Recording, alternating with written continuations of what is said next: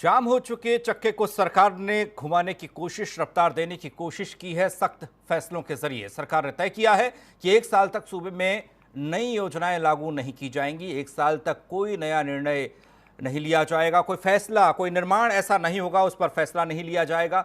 आज इसी पर हम चर्चा करेंगे। हमारे साथ मेहमान जुड़ चुके हैं, उनसे आपका परिचय करा दूं।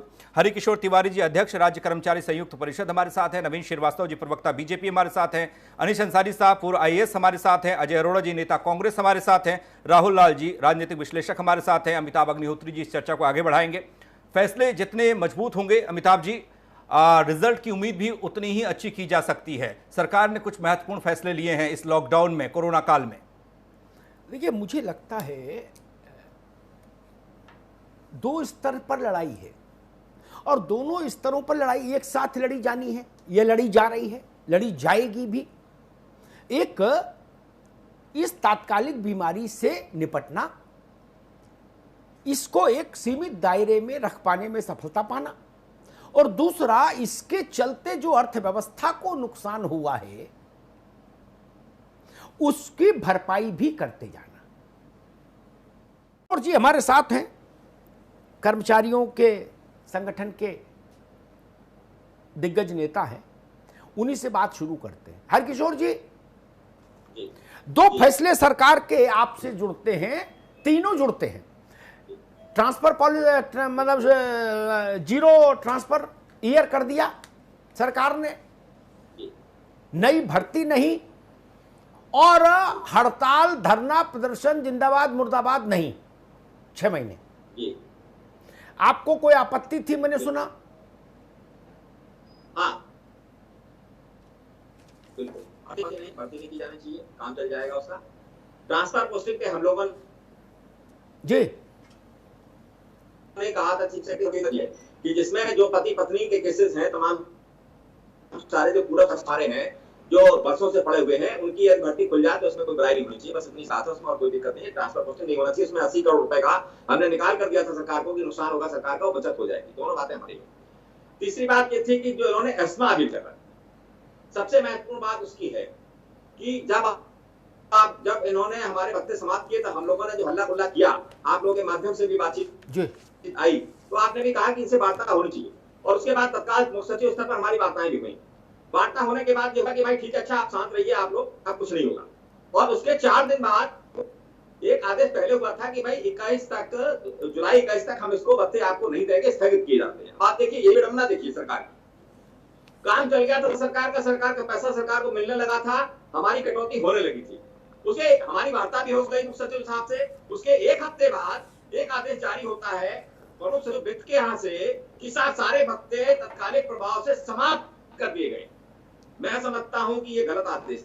इस आदेश से न तो सरकार का भला हो रहा था, न उनको पैसा ज्यादा मिलने की उम्मीद थी। इसका मतलब कोरोना के बहाने आप हमारा शोषण करना चाहते हैं। ये बात निकल के आई, जो अभी भी उसके बाद बैठ के हमारी हुई मुख्य सचिव स्तर पर, हमने बात कही कि इसका हमें फिर से विरोध है कि बात होने के बाद भी आपने उसको ऐसे आदेश को कर दिया। नहीं, हरकिशोर जी, इस वक्त मसला है 3 फैसले, नई नियुक्ति नहीं, ट्रांसफर नहीं इस साल, और धरना प्रदर्शन हड़ताल पर रोक। बिल्कुल, तो मैं उसी पे आ रहा हूं कि हड़ताल पर जो रोक आई उसी की बात कर रहा हूं। पहले दोनों पे मैंने बता दिया कि उसमें बहुत ज्यादा आपत्ति नहीं है। हमारा ही प्रस्ताव था कि 80 करोड़ रुपया से बच जाएगा और वो बचाएगा सरकार का। स्थानांतरण में उन्हीं लोगों किए जाए जो लोग अपने मांगेंगे। जैसे शिक्षक, बहुत सारे लोग हमारे बंधु हैं जो बहुत दूर दूर पड़े हुए, पति पत्नी उनकी पूर्वांचल में है, पति पश्चिम में है, तो उनके कुछ किए जा सकते हैं। इसमें सरकार विचार कर सकती है। लेकिन एस्मा, आज की एस्मा तो आपने देखा, हमारा जब हड़ताल तब होती है, जब हड़ताल होने को जा रही होती है, सरकार को लगता है उसको कंट्रोल नहीं कर पाएगी, तब वो हड़ताल के 2-3 दिन पहले एस्मा लगाती है या 2-3 दिन हड़ताल चलने के बाद लगाती है। जब भी मैंने हड़ताल की, चाहे पुरानी पेंशन व्यवस्था की हड़ताल की हो, आपने देखा, उसके पहले 2013 में बहुत बड़ी हड़ताल की थी, जिसको आपने भी कवर किया था, जब अखिलेश सरकार की थी। और उसके बाद आज तो कहीं हड़ताल का नोटिस किसी भी संगठन का है ही नहीं। भाई तिवारी जी, अभी मूड नहीं था। मान लो कल बन जाता तो उन्होंने कैबिनेट लगा दिया, एहतियातन क्या दिक्कत है? बिल्कुल नहीं। हम लोगों ने कहा कि ये धमकी देने वाली बात, ये धमकाने वाली बात। देखिए, हम लोग जब बार-बार वार्ता कर रहे हैं, वार्ता में हम लोग कह रहे हैं कि भाई हम नहीं करेंगे। कल परसों तक वार्ता हुई हमारी, वार्ता होने के बाद भी ये कहा कि भाई नहीं करेंगे। लोगों ने लिख के भी दे दिया, हमने भी काम लिख के दे देंगे कि कोरोना काल में कोई आप लोग आंदोलन नहीं कर रहे। ये तो मानवीय बात है भाई। कैसे कोई कर लेगा हड़ताल? हम सारे संगठन 100-150 संगठन तो हमारे साथ रहते हैं, जो हम खुद उनके सामने उपस्थित होकर कह रहे हैं कि नहीं हड़ताल होगी और लिख के भी दे रहे हैं, तो कोई मतलब ही नहीं था इसका। अच्छा ठीक है हरकिशोर जी, एक मिनट, एक साल तक नई भर्ती नहीं, इस पे तो कोई विवाद नहीं आपका? नहीं, इसमें कोई बात नहीं, सरकार जैसे चाहे चलाना चाहे वैसे चलाए, कोई दिक्कत नहीं। चलिए ठीक है, इतनी बड़ी राहत की बात है, कम से कम 3 में 1 तो बात छूटी जिस पे विवाद नहीं है।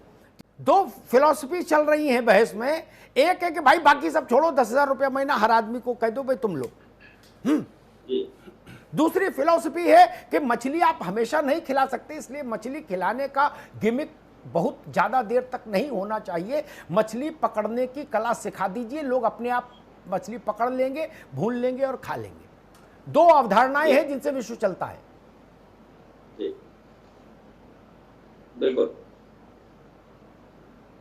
हेलो जी बोलिए। हाँ देखिए इसमें ये बात आज आपने जो विषय रखा था वो एस्मा और इन 3 बातों पर रखा था, तो अभी जैसे बात हो रही थी तो लोकतांत्रिक व्यवस्था में जो ये सारे राजनेता हैं, चाहे मंत्री हो चाहे जो हो, सभी लोग कोई ना कोई आंदोलन परिवार की समस्याओं को लेकर, जिले की समस्याओं को लेकर ही आंदोलन करते हैं, उन्हीं का स्वरूप दिखाई पड़ता है जब वो बड़े नेता बनते हैं। हम लोग भी उसी में समस्याओं को दिखाते हैं, जो जायज समस्या होती है उन्हीं को उठाते हैं।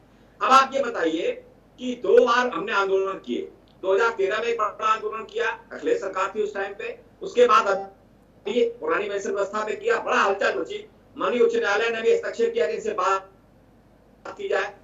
उसके मनोभाव के बाद बड़ी बड़ी कमेटियों के बाद में जैसी हड़ताल समाप्त हो गई, वो समस्याएं वहीं के वहीं रह गई, उनका आज तक कहीं अता पता नहीं चला कि क्या होगा, कोई बात करने को तैयार है। लाखों करोड़ रुपया हमारा बर्बाद हो रहा है, पुरानी पेंशन व्यवस्था हमको नहीं दी गई, नई पेंशन व्यवस्था में बर्बाद कर दिया आपको।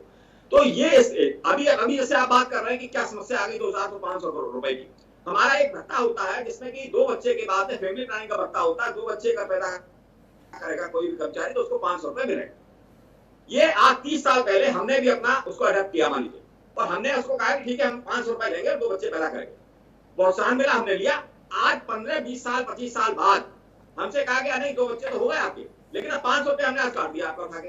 ये सिद्धांतिक दिक्कतें हैं भाई, ऐसे कैसे बच्चे काट दिया आपने? आज 30 साल पहले हमसे एग्रीमेंट किया और आज आपने कहा नहीं हमने उड़ा दिया कोरोना के बहाने आपका। ठीक है तिवारी जी, ठीक।